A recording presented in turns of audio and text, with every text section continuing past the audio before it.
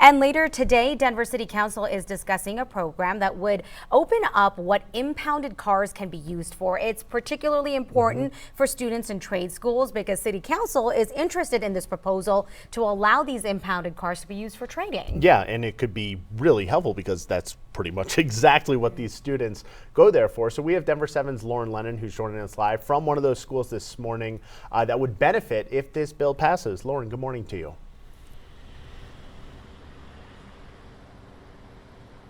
Yeah, Anusha and Dan, well, tonight is just a first reading, but if it passes, unclaimed impounded vehicles would be donated to schools across Denver, to schools like CEC Early College right behind me. Now, right now, there are 3 schools that would benefit from this program. You can see them on your screen here, and this list could expand in the future. Now, we spoke to one of the automotive instructors here at CEC Early College. He says they try to keep their shop as similar to the industry as possible, and without donated cars, they won't be able to do that. This bill would help us receive shop cars consistently and a nice flow of them compared to what we have now. We might have 1 car a year, maybe. Would really like to have maybe close to like 3 or 4 cars flowing through every year or 2 at least. It would help us continue to have cars that are available.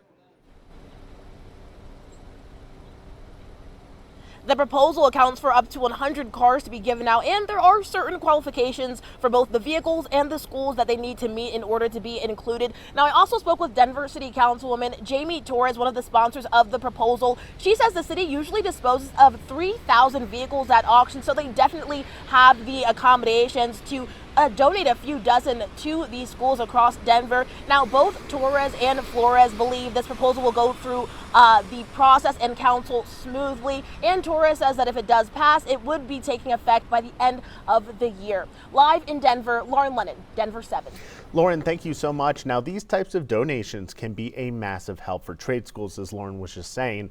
And I was curious about how much, so I looked into the funding gap between them and more traditional degree programs, and I came across a report from the slightly left of center Progressive Policy Institute. Now, the report showed that 20% of federal investment in our country in post-secondary education goes to workforce development programs. That is the umbrella that trade schools fall under.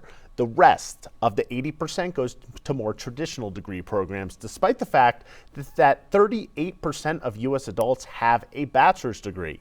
That number is from the Census Bureau. Now, the Progressive Policy Institute says this lack of funding has made it difficult for employers to find qualified talent. Adam Flores, who we heard from in Lauren's story, told us that his school gets maybe 1 new car a year, and that number is far lower than maybe what it's been in the past. And without those new cars, they can't get these kids ready for the real world. And this is a bipartisan issue, as Democrats and Republicans have both weighed in on it. Lloyd Smucker is a Republican representative from Pennsylvania, and he said the gap needs to be balanced so students can find more successful outcomes in the traditional classroom.